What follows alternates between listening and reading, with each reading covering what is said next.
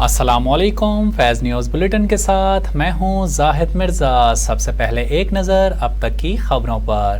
سابق وزیر اعظم نواز شریف ایک ہفتے بعد جدہ سے لندن پہنچیں گے، جبکہ چند ہفتوں بعد پاکستان کے لیے روانہ ہوں گے۔ رپورٹس کے مطابق نواز شریف لندن میں چند ہفتے قیام کے بعد پاکستان روانہ ہوں گے۔ نواز شریف کی وطن واپسی کے پروگرام کو ابھی حتمی شکل نہیں دی گئی ہے۔ نواز شریف نے جدہ میں قیام کے دوران سعودی شاہی خاندان کے افراد اور دیگر اہم شخصیات سے ملاقاتیں کی ہیں۔ وزیر دفاع خواجہ آصف کا کہنا تھا کہ الیکشن سے پہلے نواز شریف کا ملک واپس آنا ضروری ہے۔ نواز شریف کے ساتھ زیادتی کی گئی، اس کی تلافی اور درستی ضروری ہے، کچھ اتنا ضروری نہیں جتنا الیکشن سے پہلے نواز شریف سے زیادتی کی تلافی ہے۔ نواز شریف جو انتخابی مہم چلائیں گے دنیا دیکھے گی۔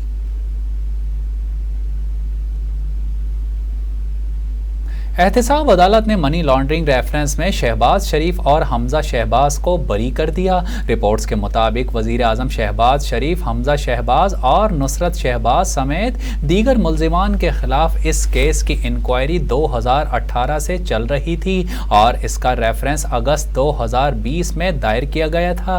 نیب نے شہباز شریف کو ستمبر 2020 میں اس کیس میں گرفتار کیا اور کیس میں نامزد تمام ملزمان پر نومبر 2020 میں فرد جرم عائد کی گئی تھی۔ تاہم اس کیس میں شہباز شریف کو اپریل 2021 اور حمزہ شہباز کو فروری 2021 میں ضمانت پر رہائی ملی۔ وزیر اعظم شہباز شریف اور حمزہ شہباز سمیت دیگر ملزمان نے اس کیس میں بریت کے لیے درخواستیں دائر کی تھیں۔ نیب کی جانب سے اس کیس میں کوئی ثبوت پیش نہیں کیا گیا اور نیب کے تفتیشی افسر نے بھی تصدیق کی تھی کہ کیس میں کوئی ثبوت موجود نہیں، جس پر عدالت نے ماں سوائے ایک کے تمام ملزمان کو کیس سے بری کر دیا ہے۔ منی لانڈرنگ ریفرنس میں رابعہ عمران اشتہاری ہیں اور ان کے دائمی وارنٹ گرفتاری جاری کر دیے گئے ہیں۔ رپورٹس کے مطابق وزیر اعظم شہباز شریف، حمزہ شہباز اور نصرت شہباز سمیت دیگر ملزمان کے خلاف اس کیس کی انکوائری سن 2018 سے چل رہی تھی اور اس کا ریفرنس اگست 2020 میں دائر کیا گیا تھا۔ نیب نے شہباز شریف کو ستمبر 2020 میں اس کیس میں گرفتار کیا اور کیس میں نامزد تمام ملزمان پر نومبر 2020 میں فرد جرم عائد کی گئی تھی۔ تاہم اس کیس میں شہباز شریف کو اپریل 2021 اور حمزہ شہباز کو فروری 2021 پر ضمانت ملی۔ وزیر اعظم شہباز شریف اور حمزہ شہباز سمیت دیگر ملزمان نے اس کیس میں بریت کے لیے درخواستیں دائر کی تھیں۔ نیب کی جانب سے اس کیس میں کوئی ثبوت پیش نہیں کیا گیا اور نیب کے تفتیشی افسر نے بھی تصدیق کی تھی کہ کیس میں کوئی ثبوت موجود نہیں، جس پر عدالت نے ماں سوائے ایک کے تمام ملزمان کو کیس میں بری کر دیا ہے۔ منی لانڈرنگ ریفرنس میں رابعہ عمران اشتہاری ہیں اور ان کے دائمی وارنٹ گرفتاری جاری کر دیے گئے ہیں۔ پاکستان ڈیموکریٹک موومنٹ کے سربراہ مولانا فضل الرحمان نے کہا ہے کہ ہم نے پہلے ہی بتا دیا تھا کہ چیئرمین پی ٹی آئی غیر ملکی ایجنٹ ہے۔ اسلام آباد میں پریس کانفرنس کرتے ہوئے مولانا فضل الرحمان نے کہا کہ چیئرمین پی ٹی آئی کو را، موساد اور بعض عالمی قوتوں کی مالی مدد بھی حاصل تھی۔ انہوں نے خود کو مظلوم بنانے کے لیے امریکی سازش کا چورن بیچا۔ انہوں نے کہا کہ آج اعظم خان بیان دے رہا ہے کہ سائفر ڈرامہ تھا۔ الیکشن سے متعلق پی ڈی ایم سربراہ کا کہنا تھا کہ ہم ملک میں ہر نشست پر امیدوار کھڑے کریں گے۔ خیال رہے کہ سابق وزیر اعظم عمران خان کے سابق پرنسپل سیکرٹری اعظم خان نے سائفر سے متعلق اپنا بیان ریکارڈ کروایا ہے، جس میں انہوں نے سائفر کو ایک سوچی سمجھی سازش قرار دیتے ہوئے کہا کہ سائفر کو سیاسی مقاصد کے لیے استعمال کیا گیا۔ سابق پرنسپل سیکرٹری اعظم خان نے 164 کے تحت میجسٹریٹ کے سامنے اعترافی بیان بھی ریکارڈ کروایا۔ خبر شامل کرتے ہیں اور آپ کو بتائیں، سپریم کورٹ نے سابق صدر جنرل ریٹائرڈ پرویز مشرف کی نااہلی کے خلاف دائر درخواست خارج کر دی ہے۔ کیس کی سماعت چیف جسٹس پاکستان کی سربراہی میں 3 رکنی بینچ نے کی۔ ایڈیشنل اٹارنی جنرل نے عدالت کو بتایا کہ درخواست گزار پرویز مشرف وفات پا چکے ہیں۔ 2013 کے عام انتخابات میں پرویز مشرف کی نااہلی کو چیلنج کیا گیا تھا۔ اب 2013 کی اسمبلی مدت بھی ختم ہو چکی ہے۔ سپریم کورٹ کورٹ نے پرویز مشرف کی نااہلی کی درخواست غیر مؤثر ہونے پر خارج کر دی۔ خیال رہے کہ پرویز مشرف نے سن 2013 کے عام انتخابات میں چترال سے کاغذات نامزدگی جمع کروائے تھے۔ ریٹرننگ آفیسر نے پرویز مشرف کے چترال سے کاغذات نامزدگی مسترد کر دیے تھے، جس کے خلاف انہوں نے 2013 میں اپنے کاغذات نامزدگی مسترد ہونے کے خلاف سپریم کورٹ میں اپیل دائر کی تھی۔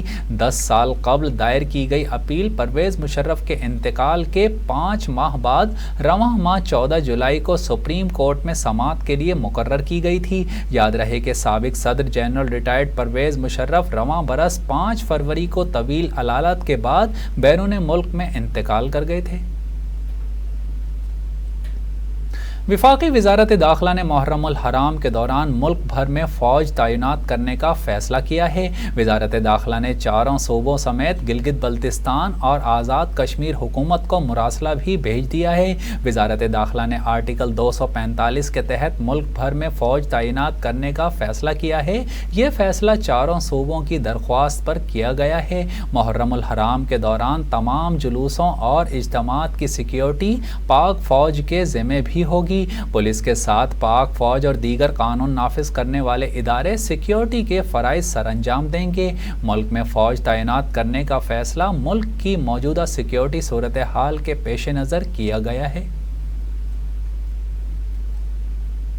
خبر شامل کریں اور آپ کو بتائیں، کراچی کے تاجروں نے آرمی چیف اور چیف جسٹس آف پاکستان سے مدد مانگ لی۔ حکومت اور کے الیکٹرک مل کر عوام کو لوٹ رہے ہیں۔ کراچی کی سب سے بڑی wholesale market Bolton market تاجر اتحاد ایسوسی ایشن کے چیئرمین شریف میمن نے کے الیکٹرک کی جانب سے بجلی کے نرخ پر شدید غم و غصے کا اظہار کرتے ہوئے شدید احتجاج کی دھمکی دے دی ہے۔ شریف میمن کا کہنا تھا کہ مہنگائی سے پریشان حال عوام پر مزید بوجھ ڈالا گیا، ملکی معیشت زبوں حالی کا شکار ہے۔ عام آدمی اپنے بچوں کو 2 وقت کی روٹی کما کر نہیں دے سکتا، کاروبار تباہ ہو چکا ہے۔ ان کا کہنا تھا کہ آرمی چیف اور چیف جسٹس آف پاکستان سے پرزور اپیل کرتے ہیں کہ کراچی عوام کو کے الیکٹرک کے چنگل سے آزاد کروائیں۔ شریف میمن نے کہا کہ بجلی کے بل میں تمام اقسام کے ٹیکسز کا بائیکاٹ کا اعلان کرتے ہیں۔ چیف جسٹس آف پاکستان بجلی کے بل میں لگائے گئے ناجائز ٹیکسز کے خلاف از خود نوٹس لے کر تاجر اور عوام کو نجات دلائیں۔ اوور بلنگ اور ناجائز ٹیکسز کا خاتمہ کیا جائے۔ بجلی کی لوڈ شیڈنگ کراچی کے تمام علاقوں میں ختم کی جائے۔ بجلی کے نرخوں میں اضافے کو تسلیم نہیں کریں گے، یہ فیصلہ فوری واپس لیں۔ ان کا مزید کہنا تھا کہ حکومت کی جانب سے گزشتہ دنوں فی یونٹ میں 5 روپے تک کا اضافہ کر کے عوام کے ساتھ ظلم کیا گیا ہے۔ حکومت IMF کے کہنے پر عوام کو نچوڑ رہے ہیں کہ الیکٹرک کے خلاف کراچی اور سندھ بھر کے تاجر سراپائے احتجاج ہیں۔ خیبر کے باڑہ بازار میں تھانے کے قریب دھماکہ ہوا ہے، جس میں 8 افراد زخمی ہو گئے۔ پولیس کے مطابق خیبر کے باڑہ بازار میں تھانے کے مرکزی گیٹ کے قریب دھماکہ ہوا، جس کے بعد علاقے میں شدید فائرنگ بھی کی گئی۔ باڑہ مارکیٹ میں دھماکے کے بعد پولیس نے علاقے کو گھیرے میں لے لیا اور ریسکیو اہلکار جائے وقوع پر پہنچ گئے، جبکہ دھماکے کے نتیجے میں 8 افراد زخمی ہوئے ہیں، جنہیں فوری طبی امداد کے لیے قریبی ہسپتال منتقل کر دیا گیا ہے۔ پولیس ذرائع کے مطابق دھماکے کی نوعیت کا فوری طور پر پتہ نہیں چلا، تاہم علاقے میں ہی DSP کو طلب کر لیا گیا ہے۔ پولیس کا کہنا ہے کہ ابتدائی تحقیقات کے نتیجے میں باڑہ بازار میں دھماکہ بظاہر خودکش لگ رہا ہے۔ بھارت میں حزب اختلاف کی 26 جماعتوں نے حکومت کو ٹف ٹائم دینے کے لیے اتحاد بنا لیا۔ بھارتی میڈیا کے مطابق بھارت کی تاریخ میں پہلی مرتبہ اپوزیشن کی 26 جماعتوں نے مودی کی بھارتیہ جنتا پارٹی BJP کو ٹکر دینے کے لیے اتحاد کا اعلان کیا ہے، جس کا نام Indian national development inclusive alliance India رکھا گیا ہے۔ بھارتی اپوزیشن جماعتوں کے اس اتحاد کا نعرہ جیتے گا بھارت ہے۔ اس حوالے سے ان تمام तमाम जमातों की एक बड़ी मीटिंग मंगल के रोज़ बंगलुरु में हुई, जहां इत्तेहाद का ऐलान किया गया। भारतीय मीडिया के मुताबिक इन 26 जमातों ने 2019 में लोकसभा के इलेक्शन में 134 नशिस्तें हासिल की थीं और मजमूई तौर पर 35% वोट लिए थे। इस इत्तेहाद के ऐलान के मौके पर मगरबी बंगाल की वज़ीर आला ममता बनर्जी का कहना था कि आए हमें नेशनल डेवलपमेंट अलायंस NDA को चैलेंज करते हैं, क्या कोई है जो इंडिया को चैलेंज करे। इस मौके पर कांग्रेस रहनुमा राहुल गांधी ने कहा कि 2024 के इंतखाबात में मोदी बमुकाबला इंडिया होगा, जिसमें इंडिया मैदान मार लेगा। डॉलर को दोबारा पर लग गए। इंटर बैंक में रुपए के मुकाबले में डॉलर की कदर में इजाफा देखा जा रहा है। गुज़िश्ता रोज़ कारोबार के दौरान इंटर बैंक में डॉलर की कीमत में उतार चढ़ाव का सिलसिला जारी रहा और कारोबार के अख्ताम पर डॉलर 76 पैसे महंगा होकर 283.80 रुपये पर बंद हुआ, जबकि आज जुमेरात के रोज़ कारोबार के आगाज़ पर इंटर बैंक में डॉलर की कदर में इजाफा देखा जा रहा है और डॉलर 45 पैसे महंगा होकर 284.25 रुपये का हो गया है।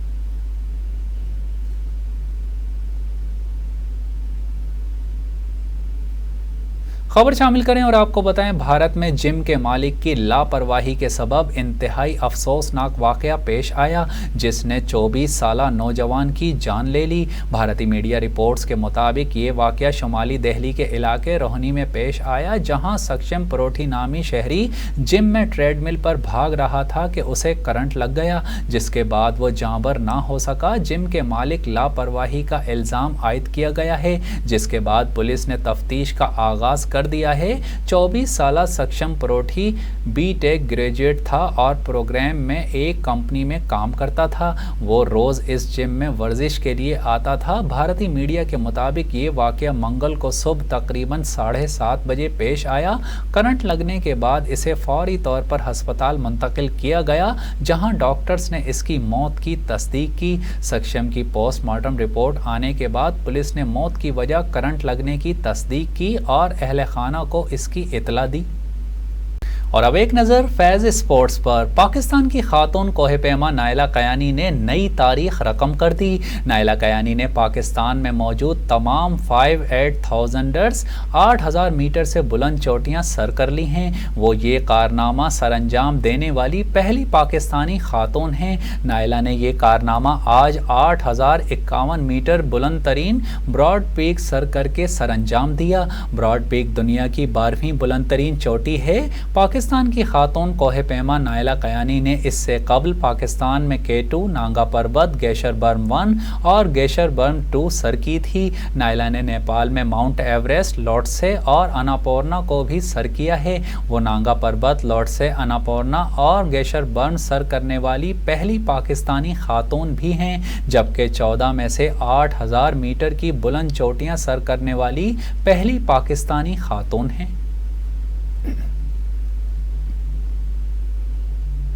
पाकिस्तान क्रिकेट टीम ने गाल में खेले गए पहले टेस्ट मैच में श्रीलंका को 4 विकेट से शिकस्त दे दी। श्रीलंका की जानिब से दिए गए 131 रन के हदफ को पाकिस्तान ने 6 विकेट्स के नुकसान पर हासिल कर लिया। हदफ के ताक़ुब में कौमी टीम की जानिब से इमामुल हक 50 और आगा सलमान 6 रन बनाकर नॉट आउट रहे। खेल के आखिरी रोज़ का आगाज़ हुआ तो पाकिस्तान ने 3 विकेट्स के नुकसान पर 48 रन बनाए हुए थे, जबकि जीत के लिए 83 रन दरकार थे और क्रेज पर इमामुल हक और कप्तान बाबर आजम मौजूद थे। बाबर 24 रन बनाकर बादशाह सूर्या का शिकार बने। बाद अज़ां सऊद शकील 30 और सरफराज अहमद 1 रन बनाकर पवेलियन लौट गए। श्रीलंका की जानिब से परबाज जयसूर्या ने 4 और रमेश मेंडस ने 1 खिलाड़ी को आउट किया। اور اب ایک نظر فیض انٹرٹینمنٹ پر۔ پاکستان کی سینئر ترین اداکارہ ریشم کا کہنا ہے کہ شادی کرنا چاہتی ہوں لیکن اب تک ایسا شخص نہیں ملا۔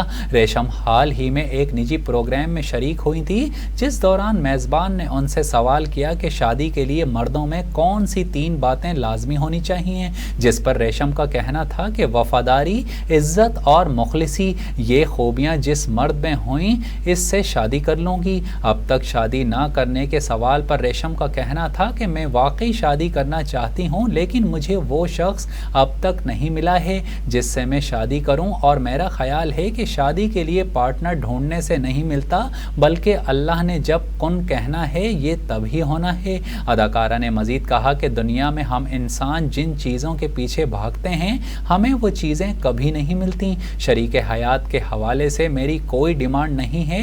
ریشم کا کہنا تھا کہ مجھے کوئی سمجھنا نہیں چاہتا، میں کسی سے فون پر بھی بات نہیں کرتی لیکن ہو سکتا ہے اللہ کو میرا بار بار مانگنا اور گڑ گڑانا اچھا لگتا ہے۔ انہوں نے مزید کہا کہ انسان 2 طرح کے ہوتے ہیں، ایک جن کے ساتھ نہیں رہنا اور دوسرے وہ جن کے بغیر آپ رہ نہیں سکتے۔ مجھے وہ شخص چاہیے جس کے بغیر میں نہ رہ سکوں۔ شریک حیات کے لیے ہم مزاج اور ہم خیال ہونا بے حد ضروری ہے۔